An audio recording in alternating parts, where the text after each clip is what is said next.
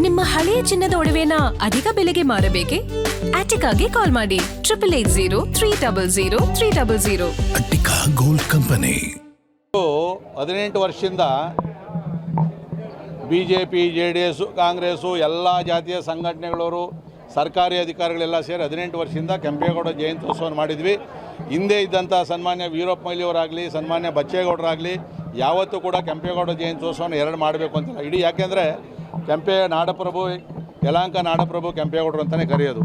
ನಮ್ಮ ಕ್ಷೇತ್ರದಲ್ಲಿ ಕೆಂಪೇಗೌಡರ ಹೆಸರಿನಲ್ಲಿ ರಾಜಕೀಯ ಮಾಡಬಾರ್ದು ಅಂತೇಳಿ ನಾವೆಲ್ಲ ಒಟ್ಟಾಗಿ ಮಾಡ್ತಾಯಿದ್ವಿ. ಆದರೆ ಮೊದಲನೇ ಬಾರಿಗೆ ಲೋಕಸಭಾ ಸದಸ್ಯರಂಥ ಸುಧಾಕರ್ ಅವರು ಬಹುಶಃ ಕೆಂಪೇಗೌಡರು ಕನಸಲ್ಲಿ ಬಂದು ಅವ್ರಿಗೆ ಏನು ಪ್ರೇರೇಪಣೆಯನ್ನು ಕೊಟ್ಟರೆ ಗೊತ್ತಿಲ್ಲ, ಬಂದು ಇನ್ನೊಂದು ಕೆಂಪೇಗೌಡ ಜಯಂತ್ಯೋತ್ಸವವನ್ನು ಮಾಡ್ತೀವಿ ಅಂತ ಹೇಳಿದ್ರು.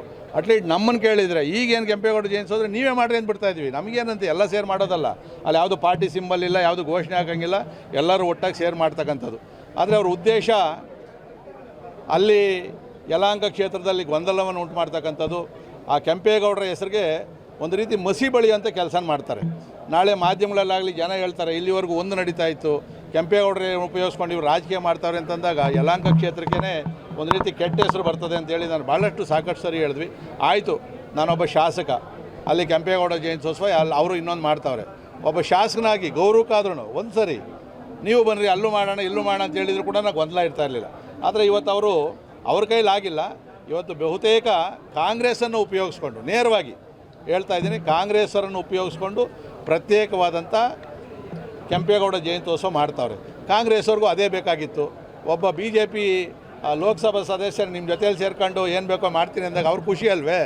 ಅವ್ರಿಗೂ ಕೂಡ ಇದೇನು ಕೆಂಪೇಗೌಡರ ಜಯಂತ್ಯೋತ್ಸವ ಮಾಡಬೇಕು ಅಂತ ಇದರಲ್ಲಿ ರಾಜಕೀಯ ಮಾಡಬೇಕು. ನೋಡಿರ್ಬೇಕು, ನೆನ್ನೆ ಸೋತ್ ಕ್ಯಾಂಡಿಡೇಟ್ ನನ್ನ ಮೇಲೆ ಹೇಳ್ತಾನೆ, ಈ ಒಗ್ಗಟ್ಟನ್ನು ನಾವು ಮುಂದೆ ಜಿಲ್ಲಾ ಪಂಚಾಯತಿ, ತಾಲೂಕು ಪಂಚಾಯತಿ 2028 MLA ಎಲೆಕ್ಷನಲ್ಲೂ ಉಪಯೋಗಿಸ್ಬೇಕು ಅಂತ. ಅರ್ಥ ಆಯ್ತಲ್ಲ ಏನು ಅಂತ ಹೇಳ್ಬಿಟ್ಟು ಅದಕ್ಕೆ ನೀರೇರಿಯಂಥ ಕೆಲಸವನ್ನು ಸುಧಾಕರ್ ಅವ್ರು ಮಾಡ್ತಾರೆ. ಮಾಡಬಾರ್ದು.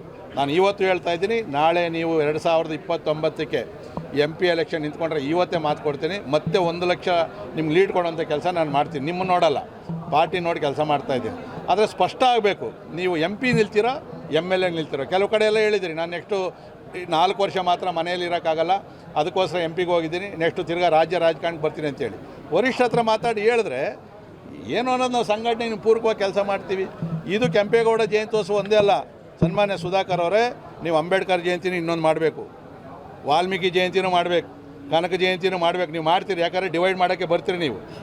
ಪ್ರತಿ ಜಯಂತಿ ಇರ್ತದೆ. ಆಮೇಲೆ ಆಗಸ್ಟ್ 15ನೇ ತಾರೀಕು ತಾಲೂಕು ಮಂಡಲ ಮಾಡ್ತೀವಿ, ನೀವು ಇನ್ನೊಂದು ಮಾಡಿರಿ. ಗಣರಾಜ್ಯೋತ್ಸವ ನಾವು ಪ್ರತಿ ವರ್ಷ ಮಾಡ್ತೀವಿ, ನೀವು ಇನ್ನೊಂದು ಮಾಡಿರಿ.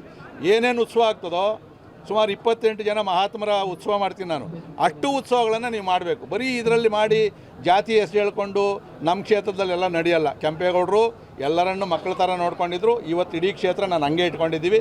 ನಾವೆಲ್ಲ ಕೂಡ ಇದ್ದೀವಿ ಅತ್ಲ ಕಡೆ. ಇವತ್ತು ನನ್ನ ಜೊತೆಯಲ್ಲಿ ಬಂದಿರೋರು SC ದವರವರೇ, ಎಲ್ಲ ಜಾತಿಯವರು. ನಮ್ಗೆ ಯಾವ ಜಾತಿ ಯಾರೂ ಗೊತ್ತಿಲ್ಲ ಅತ್ಲ ಕಡೆಗೆ. ಇವತ್ತು ನೀವು ಜಾತಿ ಹೆಸರನ್ನು ಹೇಳ್ಕೊಂಡು ಕೆಂಪೇಗೌಡರ ಜಯಂತಿಯನ್ನು ಮಾಡ್ತಾ ಇರ್ತಕ್ಕಂಥದ್ದು ನಿಮ್ಮ ಬೆಳವಣಿಗೆ ದೃಷ್ಟಿಯಿಂದನೂ ಅಷ್ಟೇ, ನನ್ನ ಬೆಳವಣಿಗೆ ದೃಷ್ಟಿಯಿಂದನೂ ಅಷ್ಟೇ, ಕ್ಷೇತ್ರ ದೃಷ್ಟಿಯಿಂದ ಹಿತ ಅಲ್ಲ.